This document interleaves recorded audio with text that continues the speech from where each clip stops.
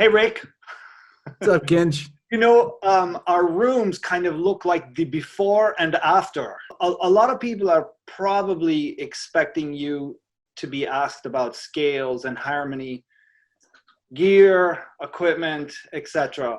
And I'm actually not going to ask any of that stuff. I'm going to ask you something that's kind of a touchy subject for a lot of people in music, and that is the dirty word competition. So I wanted to ask you, I mean, I know that you've posted pictures of you competing in track and that competition is a thing. And I just wanted you to Absolutely. start, I wanted you to, I'm sorry, I wanted you to, my stupid printer will not shut up here. Uh, Stop it. I'm going to give me a break here now. Um, so I wanted to ask you, first of all, just an overview. What do you think of competition in music? I think competition's important, and I'll tell you why. Uh, Historically, in classical music, you have competitions, piano competitions, violin competitions. You have all state, you have all county, you have all, I mean, there's, all you do is compete in classical music against other people. Mhm. And it's very common in music. So, and I think it's good. I think it's, competition is healthy in sports, healthy in music. There's nothing bad about it. I mean, I don't, I'm long past my competitive years, but, but I think it's really good for young kids to kind of compete and not necessarily for the sport of music, Right. but to, compete against themselves to make themselves better players and the best musicians they can be. Very important. I remember the last time I asked you, well, we were talking about should you go to music school or not. And you mentioned something about, look, if you want to be number one on the charts, you need to take the place of the person who is number one right now. I didn't say it like that, Kench, but if you want to get on the charts, you got to knock someone else off. That's an old saying from Right. one of my That's like friends. exactly. So yeah, you got to knock someone else off. Exactly. And with competitiveness, it's implicit that there's a desire to essentially pit yourself against somebody else. And a lot of people, I think, see music as like it should be a more gentle art in that regard. Um, what are your thoughts on that? Um, I think that human beings are naturally competitive, and I think that the best players I've ever met are incredibly competitive. Hmm. Even if they don't come off like that, they are. Um, that's just a fact. I think that people that are competitive are driven, and usually when you're driven to succeed, and those people typically will practice the most and go out there and find their own gigs and do whatever they need to do to succeed. And how much of your competitiveness coming from a large family? A lot. A lot, because you can't really stand out. My parents treated us all very equally. I am incredibly tight with all of my siblings. As a matter of fact, at least once a week, we do a FaceTime call with the seven of us, Oh, all wow. seven on, or we do a Zoom call. Yeah. We did one last night. And we all get along incredibly well. We've never had an argument. None of my siblings, we never have arguments ever. Hmm.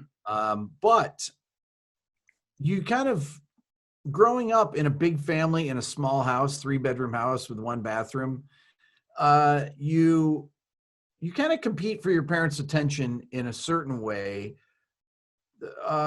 Or maybe it's that you want to stand out from the other. You want to kind of you want to claim one thing for yourself.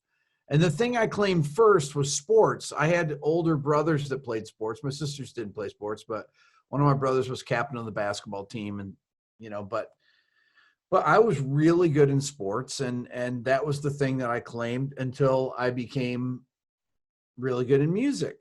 when I was a teenager. And so I went that route, and my younger brother started playing right when I did, and he still plays. I wouldn't say plays. I guess he plays professionally. I mean, he has another job, but he plays in a band, and they've gigged for probably 18 to 20 years, something like that. It's his high school band. And I don't know if we were competitive with each other, but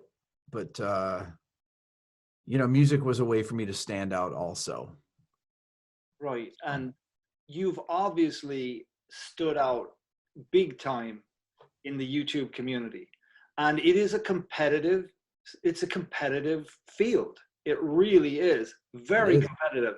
Everybody's competing for viewers. And I want to know, like, how much have you used your competition muscle, which is obviously very well exercised at this point, to get to where you are? I mean, a lot of times, and a sort of an ancillary question would be, a lot of people say, well, this shouldn't be a competition. You know, I'm driven to finish things, whether it's a video, whatever it is. I am just, when I start something, I have to finish it. That's where my competitive thing, I'm competing against myself all the time. Every time I start a video, I've got to finish it. If I have an idea, I need to complete it. And that drive is related to competition, but I don't feel competitive anymore. I make videos. I make videos that I know aren't going to do well because I want to make them. If I was really trying to say, oh, I'm going to, you know, get 10 million subscribers and get a million views in every video, I'd make, you know, different kinds of videos than I make. I wouldn't make videos on Jimmy Cobb or, you know, I made a goofy video on 22 chord voicings yesterday, which I basically made for my kids, because I never make any videos that my kids will watch, but they watch that because they were around when I was making it and they were laughing about it and it was fun. And the video didn't do that well, but it was really fun and the kids like watching it. So. And okay, so there's that, but again, here's another famous, at least it really resonated with me. And it's kind of one of the things that has really impressed me about you through our entire friendship.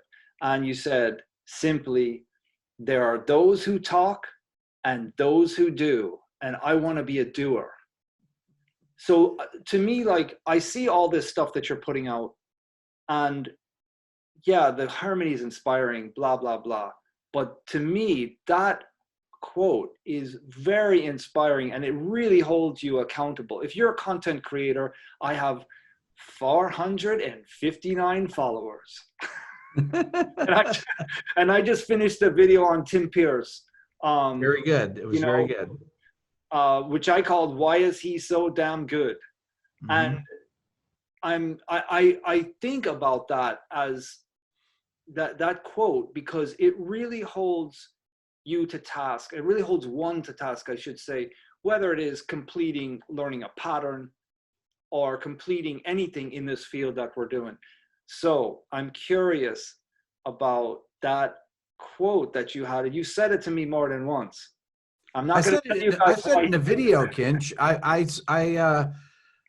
I have a video called No More Excuses. I think that's what it's called. It's from a live stream that I did where I talked to an old high school friend of mine who doesn't talk to me anymore after this video, but he called me out of the blue. So probably 3 years ago. How many times has that happened to you, Rick? Now, no, it's the only time it ever happened. This guy called me, and he's a guy I really looked up to. He's a few years older than me, and he called me out of the blue, and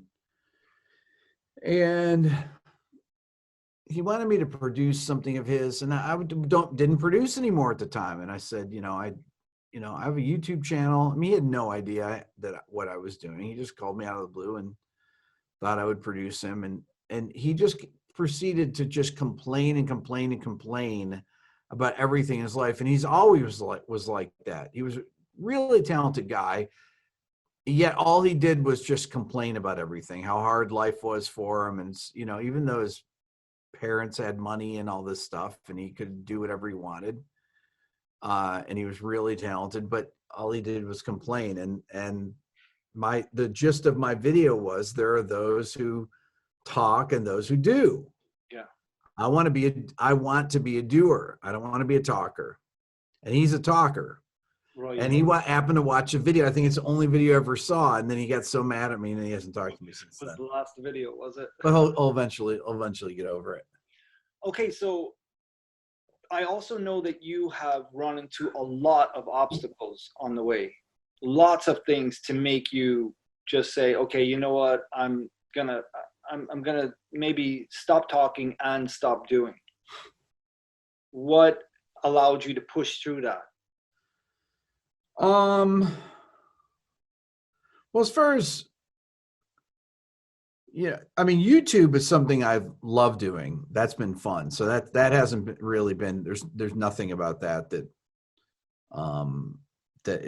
has been difficult, other than it's daunting making a video. Every single video, you feel like you're just starting we are starting from scratch, but you feel kind of like I do, that like I've never made a video before. And when I go hit the publish button, I feel nervous, just like I did when I was publishing my first videos. I get that weird feeling. Okay, I wonder if there's a mistake in here. Is there, you know, did I leave something out? And I used to have all these bad edits and things, and my early videos that I would leave in, and I would take them down the next day and I'd fix them and put them back up. And I had my video from yesterday I put up, and I had a little clip in there, and I left an extra probably 10 seconds of this clip in there, and I watched it back.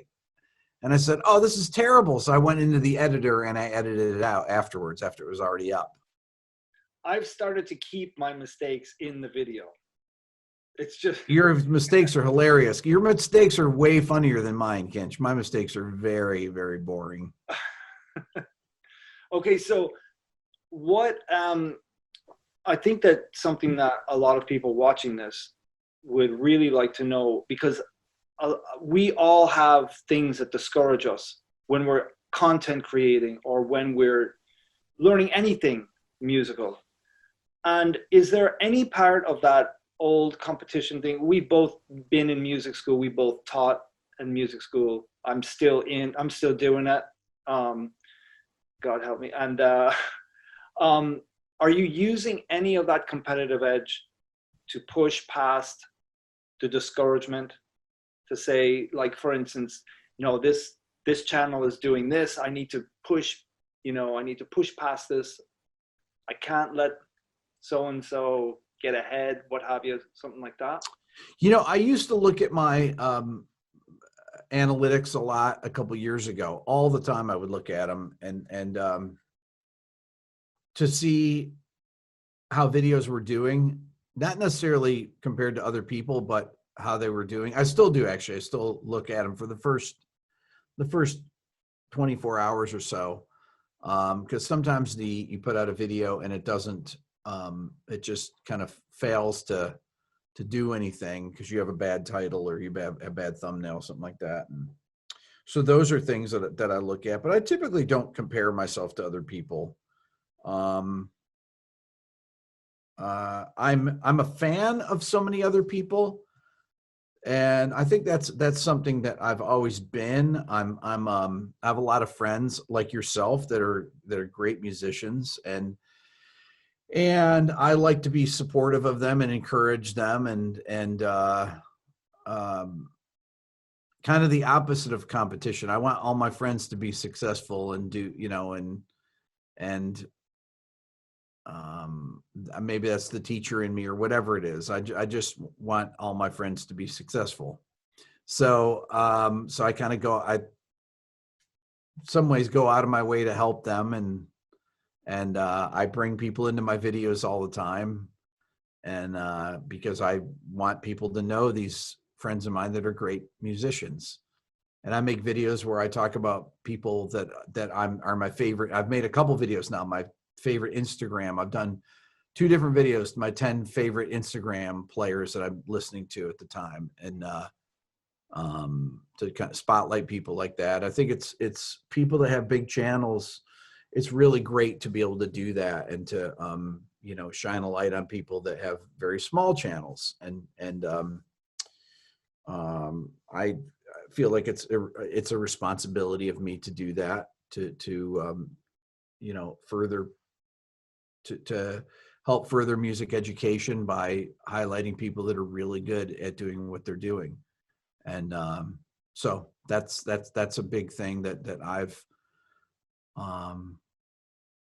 promoting other channels is something that I like to do, which is kind of anti-competitive in a way.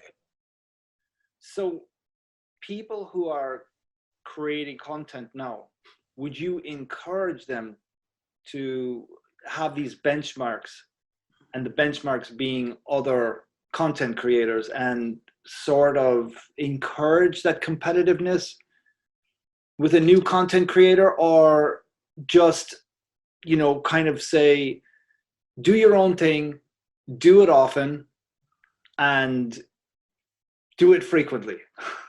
Well, there are benchmarks that are inherent in YouTube. For example, the benchmarks are 100,000 subscribers, 1 million, and 10 million. I think of it as the gold record, the platinum record, and the diamond record. And I have a really good friend of mine that's at 94,000 subscribers. He's gonna hopefully hit 100,000. I hope next week. And he started doing this YouTube for fun a couple years ago, and his channel's really grown. And I don't know if he wants to work as hard on it yet, but he is pushing himself. He normally does 2 videos a month, and he's pushing him. He just did a video 2 weeks in a row, and he's pushing himself so he can kind of get over that finish line, because that in YouTube, that's a bar that is set for you. And those are the kind of things that I think that, competing against a standard like that, I think is important. So you're not so chuffed on having people compete against each other in that regard? No, not really. No. Now, when I was younger though, Kinch, of course, you want to be the best, all that and everything. But when you get, for me, when I, in your 50s, it's you don't think about that stuff anymore. You're not going to administer the proverbial Beato push. And for those of you who want to know what that is, ask Rick when you see him. No, it's I just don't have that. I just don't feel that way anymore. I don't feel like I have really anything to prove as far as, as a musician, anything like that. I have things I want to do, and I practice every day. I just got done practicing for about an hour and a half just now. Nice. And my hands hurt, but I have all these things I want to play, that I want to be able to play. And so I'm really competitive with myself. I was going to say, lucky you, because I've been practicing one thing for the entire day for the next video. So, well, hey, you do, man. You do what you got to do, Kench. I mean, I don't know what my next video is going to be, but I'm just practicing so that I can keep my flexibility and play some of the ideas that I'm really hearing. And the final question is, because I think we've really kind of plumbed this idea of competitiveness, is kind of a softer version of, do you think music should be competitive? And that is simply, what motivates you? What motivates you to continue to produce this kind of content? What motivates me? Well, I have really, it's the goals that I have. For example, I've been doing this What Makes This Song Great series, and I have 91 episodes. Well, of course, you have to have 100 episodes. Yeah. I want to get to 1,000 videos on my channel. I've got 750, 770, something like that. So I have these goals that I want to get to on my channel. And, I'd like to get that 10 million subscriber thing. Oh, that's going to happen. Well, I mean, it's going to take a while, but those things are fun. You know, those for me, those are fun. But I don't obsess over the stuff like that. I And really you don't. probably would have if you were 25, right? If I was 25, I definitely would. Yeah. Because I was unbelievably competitive when I was young, which is why I did well, and I went from being a student to a college professor in my early 20s, And the and same here, I did the same thing in yeah, terms of like you cannot sit down and get hired for that position. It right. just doesn't work like that. So, but come here, I really, really appreciate the time that you took to answer what I think is actually a very important question. Because the first thing you usually hear from a teacher is, relax, relax, this is not a competition. So, It's totally a competition. and can we finish with your famous quote? You're either a doer or you're a talker. Love it. I want to be a doer. Yes. Okay, amen to that, Rick. And thanks a million for doing this interview. I really appreciate that. Thanks, Kinch. Take care of yourself. You too.